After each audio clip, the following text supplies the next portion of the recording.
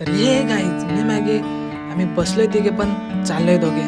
ते तुम्हाला पुढे बघायलाच भेटेल कुठे चाललोय ते. तर लास्टपर्यंत बघत राहा. ही बघा आपली गाडी आलेली आहे आणि गाडीत बसून आपण थेट जाणार आहेत फिरायला. तर तिथे खाण्यासाठी आपण पार्सल घेतोय बिर्याणी.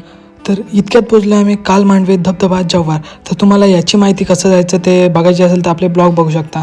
तर इतक्यात पोचलो आणि बघा आमच्या केतनला उतरण्यासाठी जागा भारी केली आणि एकदम छान असा व्ह्यू आहे. पब्लिक पण खूप आहे. तर पाय भाजव होते म्हणून मी पाटापाट गेलो आणि उडी टाकली. तर तिथे पोहलो थोडा आणि मग लगेच बिर्याणी खायला बसलो. तर बिर्याणी खाऊन झाली तर जिरवण्यासाठी मी सूर मारली आणि पाण्यात एकदम छान वाटत होता.